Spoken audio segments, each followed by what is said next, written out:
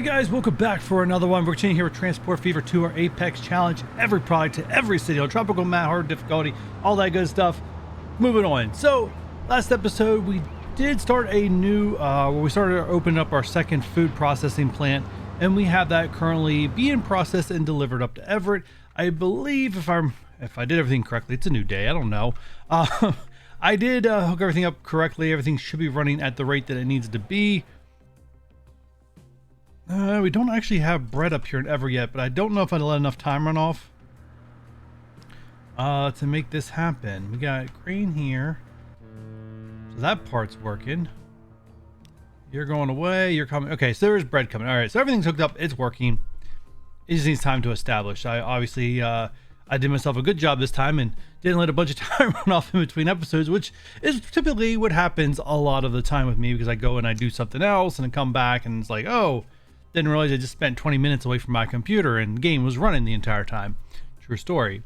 Anyways, so last episode, I believe I left you guys a teaser about how we're going to close this plant down because we need each finished good product that we make, we need to designate that for 4 cities. So this food processing plant we're using here, we designated for Lancaster, Torrance, Winston-Salem, and Everett. Everett's the only one right now demanding food, but I imagine that will change in the future. So we needed a food processing plant to cover the other 4 towns, which is Richmond, Gresham, Madison, and Palm Bay. And I said this one's just not optimal for feeding Richmond and Richmond and Madison. And luckily for us, last episode, I think it was the last episode, we did have a food factory up here. It closed and reopened down here. We are absolutely going to take advantage of this one. So I'm going to do some fast forward building in this episode. So I want to lay out the ground rules or the groundworks of what I'm going to be doing here. So first things first, we will be taking this existing food plant or farm that we're currently already using, and we're just going to reallocate it over here. That's good enough. It's not good enough to actually feed the entire demand of Gresham, because they do demand 127, and one farm can only produce a max of 100 food. So the second farm I'm going to hook up is this one over here. And the main reason why I'm picking this one over here and not this right here is because I need to make sure this farm does not close. I absolutely want this farm operational on the map. And the main reason for that is that it's close to the shoreline where I can easily build a dock and have it where the drop off can also, or so when we take put it this way, take grain out, go take it to the food factory. When it comes back, it can come back with food and drop food off. And if it's in a dock, we can easily ship it up to Madison or ship it down to Richmond. Pretty simple. And so that gives us the framework to make sure that we can deliver wherever it is. Now, I could put a dock down now. Neither Madison nor Richmond currently demand food. I could have put a dock down early, but that comes with expenses. Now, I don't really need to worry about expenses too much. As you guys can see, I'm kind of rolling into cash. Actually, our numbers haven't improved too much since the last time we checked this in a previous episode, but it's about the same. It's stable, a little over 10 million. We'll say give or take 10 million. I definitely can afford expense of just having a dock not operational, but why do something stupid like that? All right, guys. So anyways, that's going to be the fast forward. I'm going to hook up these 2 farms to this food. We'll recalculate because we'll have to delete some of these road vehicles. We'll have to recalculate them and get rid of them. I am going to designate a specific line to deliver grain to the food processing plant, and I'm going to create a new line that takes food to Gresham.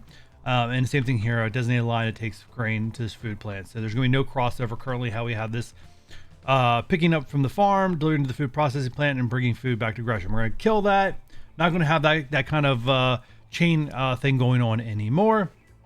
So without further ado, I think it's time for the fast forward. Enjoy.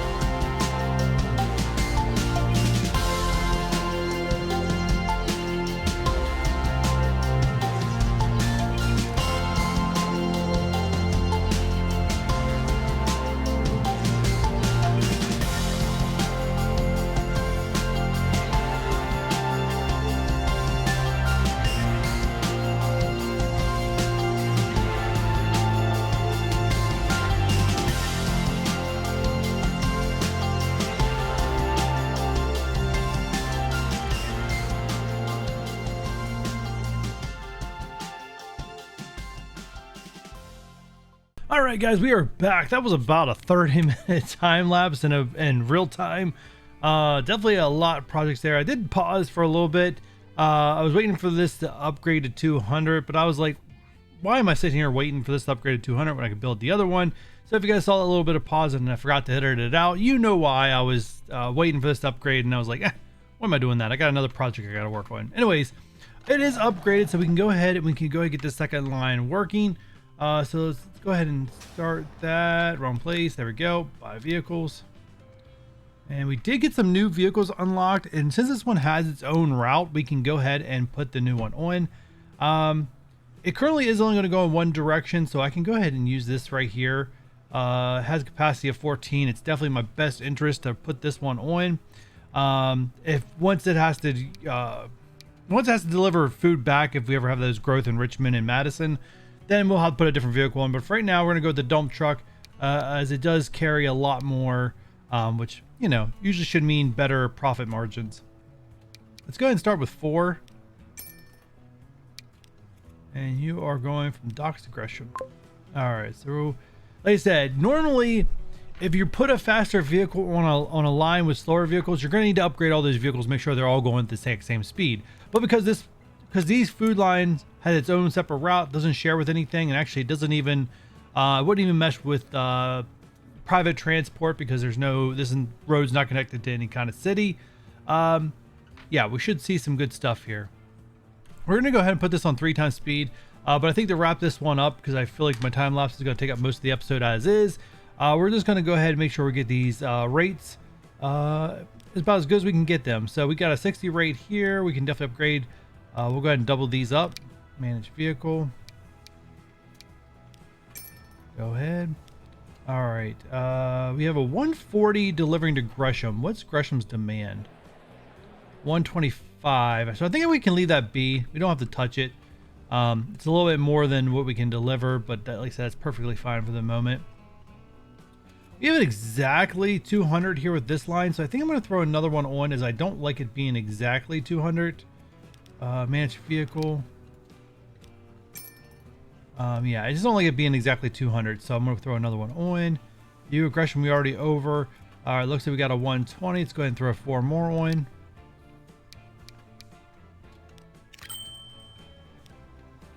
All right, 179. I think we can get away with 2 more. If we put 2 more on, I think we'll be good.